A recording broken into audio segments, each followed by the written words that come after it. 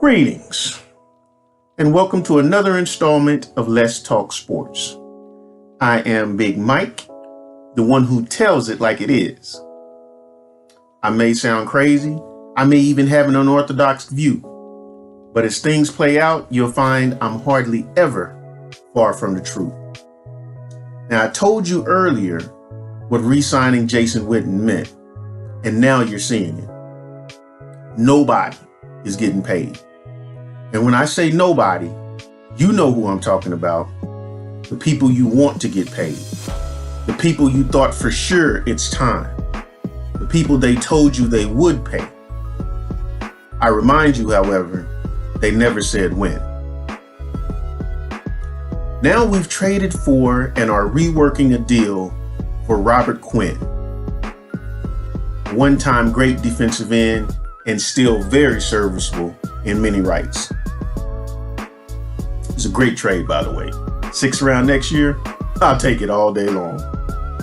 Side note, I want you to stay tuned for my analysis of all of our free agent moves this offseason in a future video. And to do that, you need to subscribe and hit that notification bell so you'll be notified. Let's get back to this story. If you don't see the corner they're painting D-Law into, let me help you out. First, let's go back a little. Demarcus was franchised last year and paid approximately $17 million. This year, franchised again, he's due approximately $20 million. Hold on, let's stop there for a second. I know many of you are saying 17 last year, 20 this year, what's the problem? I'm just gonna say there is a problem, but we'll reserve that conversation for another day. Okay, so it seems to me the Cowboys are saying to D-Law, I like you and I want you. Now we can do this the easy way or the hard way. And that's when they offered him $17 million. Wait. Hold up. That's last year's money. And $3 million less than this year's money. And not hardly close to the $23 million a year that he's asking for. Now watch what happens next. And it's the whole reason we know any of this. The Cowboys are notorious about keeping things quiet until things start going south and they need public opinion on their side. So we find out about the initial offering and expectations, along with a negotiation compromise of we came up to $20 million and they only came down to 22. See what they did there? They showed you the ultimate business fairness of meet in the middle, but that wasn't good enough for them tactic. Meanwhile, they've known all along what his camp wanted, and they've also known what they were willing to pay. And if you think it was a coincidence that the franchise tag amount was the same as the meet in the middle tactic, you're pretty gullible. Okay, so as reported, now we're at a standstill. Obviously, you think, hey, both parties would probably agree at 21 mil. Let's get this done. But there's so many moving parts in here that you have to wonder, has the plan actually been to sign him at these amounts? I say no. And enter Robert Quinn into the mix. This trade goes down for a 6th round pick. Amazing deal. Add in reworking a $12 million cap hit down to 8 or so, and oh, I'm ecstatic.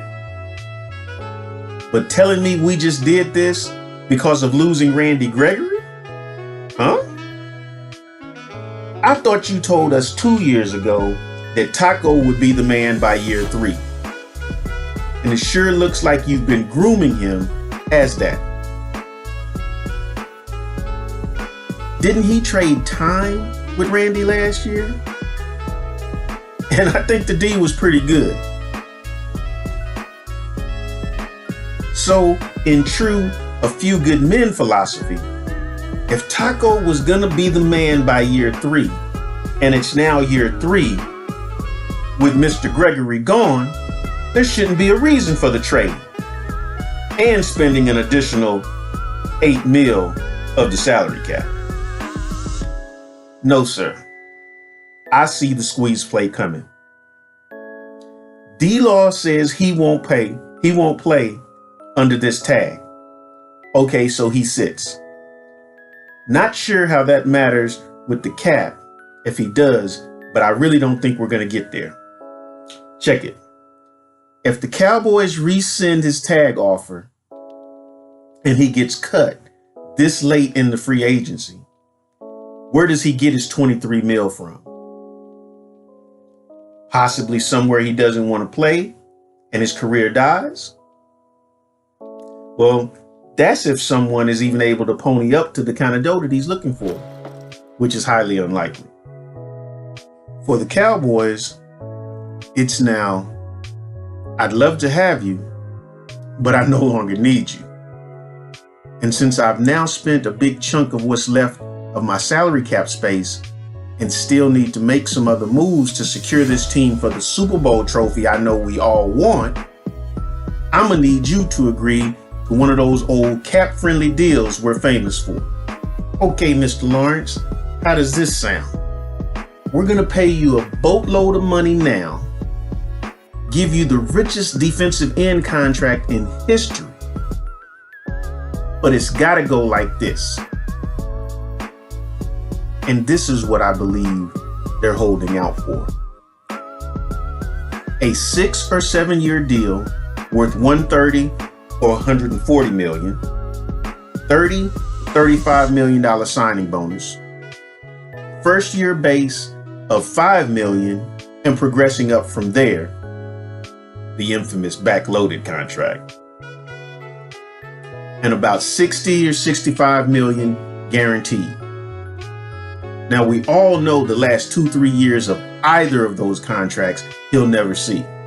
Because if he's still worth $20 million a year in 4 years at 30 years old, we'll either renegotiate or restructure.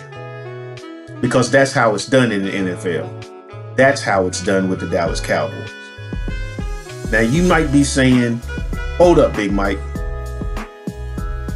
I'm going over stuff and numbers and signings in my head, and what you're saying isn't adding up.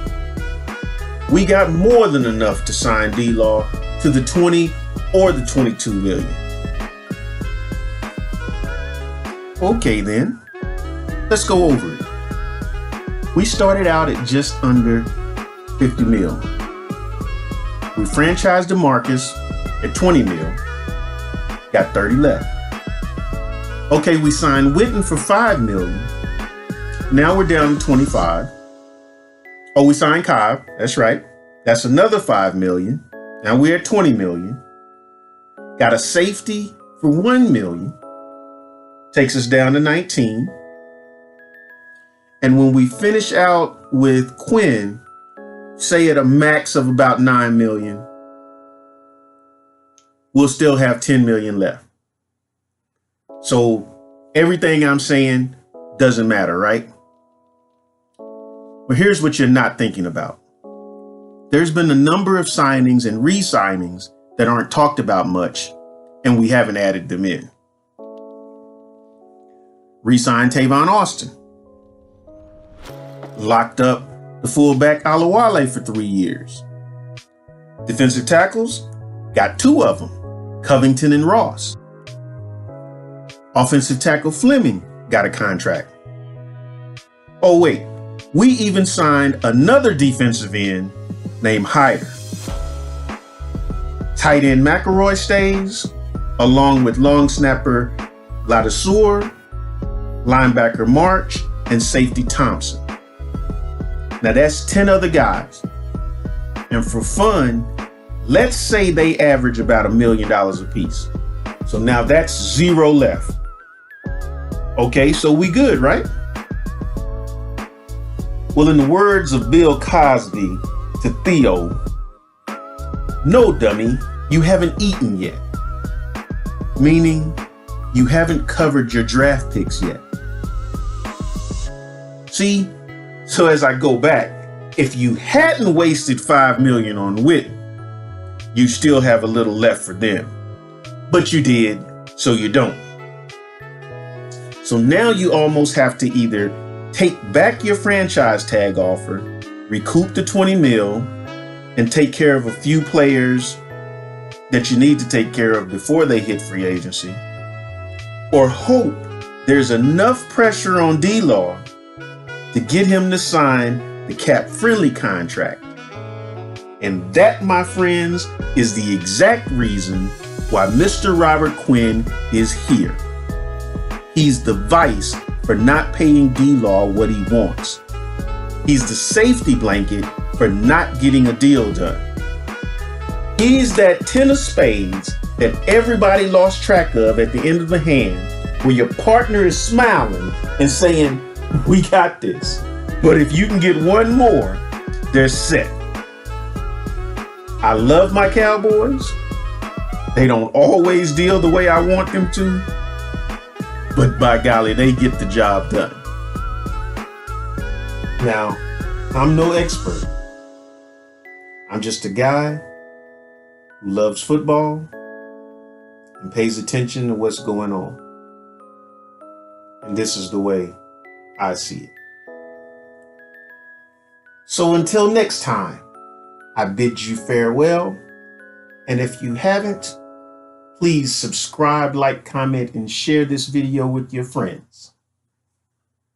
Peace.